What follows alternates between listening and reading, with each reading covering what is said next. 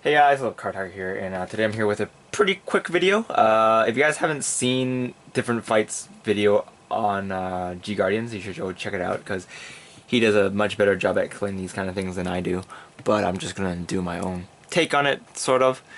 And this video is about running G Guardians and how many you can run in the deck and why you should run more than, or why you can run more than, why you have the option to run more than 4 in a deck, and why sometimes it's better to run 4 in a deck. So this is an example. I'm just gonna take out my Kagero G guards, I guess. This is not my actual lineup, but just an example. So the rules state that the rule doesn't state how many G Guardians you can run, but it's not limited to 4. The only restriction you have is that you can only use G Guardians while you have 3 or less face-up G Guardians in your G zone. So for example, if I have 3 face-up here, I can still use a G Guardian. It also applies if I have more heal triggers. If I shuffle them back in, I can still use another one because it's still 3 right now.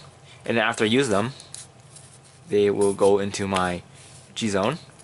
But I can't use it anymore after this because I have more than 3 copies face up in my G zone. So what does this mean? Well, it means that you can run more than 4 copies for obvious reasons.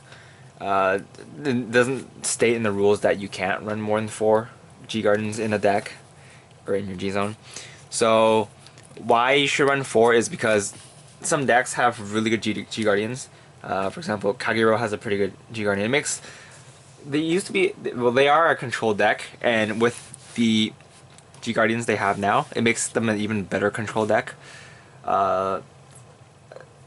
So, you know, not only can you control your opponent's field on your turn, but you can also control your opponent's field on their turn, to a certain extent. And running more than 4 G Guardians gives you more options to guard how you want to guard on your turn, or on your opponent's turn. So for example, if I don't have any more counterblasts, then I can still have access to other G Guardians.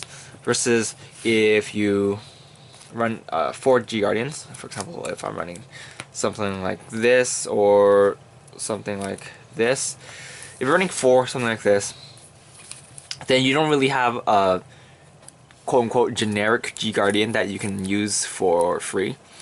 So for example, if you want to use this one, it's a 15k guard, right? He acts as a 15k guard, and you can use him as a 25k guard if you discard a card. But what if you don't want to discard a card? Then you won't have enough guard, because for example, if you're 5k off, then you should discard a card to block that attack. But if you can't, then well, then this card is, yeah. Or if you want to use these, but you don't have counterblast, then these are only 15k guards too, and they're pretty much useless. But for example, if you have something like this, you play it and it's a 20k guard and it's perfect. So, you know, it works in different situations. Also, some people might ask, why don't you just one of each then? If I run something like this, grab a Dismal or something. For example, I have a Dismal. Right. If I use one of each, then if I use this, and my opponent attacks with me within a rear guard again, that's really strong or something.